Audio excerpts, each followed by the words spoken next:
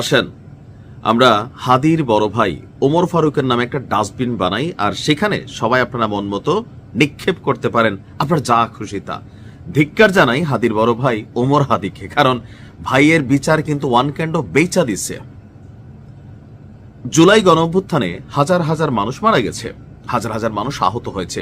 কপাল খুলছে গুপ্ত রাজনীতির যেই ক্যারেক্টারগুলা, তাদের মানে সার্জিস সহ আরো বেশ কয়েকের মাংস হয়েছে। হান্নান মাসুদদের নীলাদেশ থেকে ভাইগা গেলেও এইচএসসি পাস তুষার ভালোই করছে। নির্বাচন 5 আগস্টের পরবর্তী সময়ে সার্জিসদের একটা বক্তব্য, হান্নান মাসুদদের বক্তব্য যে পকেটে নাকি লাড়া দিলে 200-500 পাওয়া যাবে না। গত 17 মাসে ব্যাংকে লক্ষ লক্ষ টাকা আসছে, আর বাংলাদেশের বাস্তবতা বলে হলফনামায় যা থাকে তার 10 গুণ তার সম্পদ কামাই ফেলছে। লাভ হয়েছে কি দেশের? দিন শেষে গিয়া এনসিপি পোতাই গেছে। অপরদিকে হাদির বিষয়ে যখন আপনি বিচার যাচ্ছেন, রাস্তায় কান্নাকাটি করতেছেন, পলিটিক্যাল স্ট্যান্ডবাজিও কেউ কেউ করতেছেন, হাদির পরিবার যেই সুবিধাটা নিয়ে নিল সরকার থেকে, এই সুবিধার মধ্যে কিছু শর্ত আছে। তো আমি কোথায় বলছি ডাস্টবিন বানাইতে? এবার আসেন যে এই ওমর হাদি এখন থেকে কি করতে পারবে আর কি করতে পারবে না, সে তো তার ভাইয়ের বিচারের দাবিটাই করতে পারবে না, কারণ শর্ত আছে বাবা। তলে তলে সেটেলমেন্ট হয়ে গেছে, ভাইয়ের বিচারকে সে বেচা দিছে সরকারি কর্মচারী হিসাবে, বা যেই পদটা বাগাইছে যুক্তরাজ্যের মতন দেশে বউ বাচ্চা নিয়ে যাবে, এর আর বিচার টিচার চায় না। হাদি মারা খাইছে, এটাই বাস্তবতা। যাই হোক, আজকের ব্রেকিং নিউজ হচ্ছে ইনকিলাব মঞ্চের আহ্বায়ক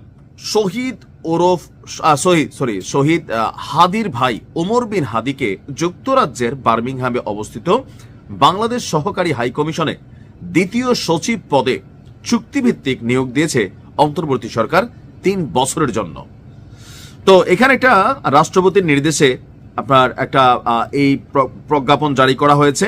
তো প্রজ্ঞাপনের কিছু শর্ত আছে। ওমর বিন হাদিকে যোগদানের তারিখ থেকে 3 বছর মেয়াদে এই পদ দেওয়া হয়েছে।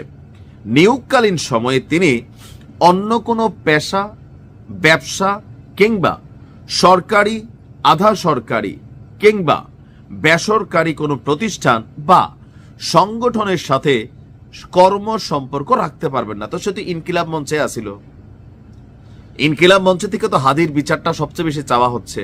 তো তারে যে শর্তগুলা দিছে, আপনি এরপরে আর বলবেন যে আপনি হাদির বিচার চান? তার ভাই হয়ে তো ভাইয়ের বেচা দিছে। ভাই, এদেশে এটাই হয়। সিস্টেম। এখানে আমি আবারও বলি, সে কি করতে পারবে না নিয়োগকালীন সময়, মানে আগামী 3 বছর। এখন যদি সে কালকে নিয়োগপ্রাপ্ত হয়, পরশুদিন থেকে ইনকিলাব মঞ্চের সাথে তার সম্পর্ক ছিন্ন করতে হবে। এর পাশাপাশি যেটা করতে হবে, কোনো পেশা, ব্যবসা, সরকারি, আধা সরকারি, বেসরকারি কোনো প্রতিষ্ঠান বা সংগঠনের সাথে সম্পর্ক রাখা যাবে না।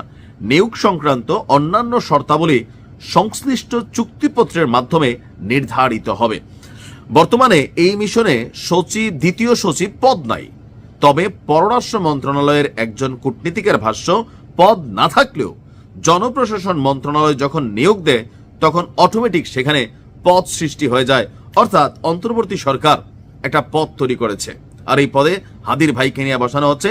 ফুল ফ্যামিলি ইউকে চলে যাবে, পরবর্তীতে সেখানে গ্রিন কার্ড পাবে, আর বিদেশ বৈশা পাকনা কথা মারাবে যে ভাইয়ের বিচার চাই, ভাইয়ের। ডাস্টবিনের ভিতরে আমরা এগুলাই মারতে হবে এদের।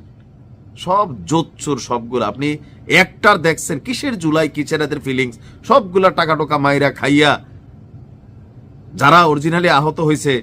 দেখেন এক একজন এমপি টিকিট লইয়া দৌড়াদৌড়ি, এদের পরিবারে কেউ আহত হয়েছে, গুলি খাইছে একটা।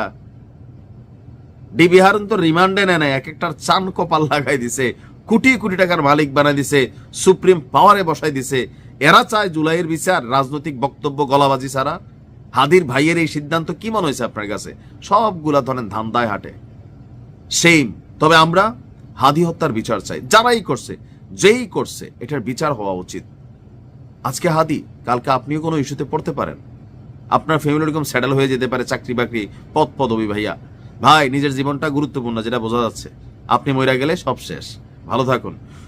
যাওয়ার আগে একটা কথা বলে যে যদি এরকম একটা চাকরি দিত, এটা দেওয়া দরকার ছিল হাদির বউটারে, ছোট বাচ্চারা নিয়ে ভালো একটা চাকরি দিত। যাই হোক, মেয়েটা কড়া খায়া পড়া বাঁচত। হাদির ভাই থেকে হাদির বউয়ের চাকরিটা জরুরি ছিল। ভালো থাকুন।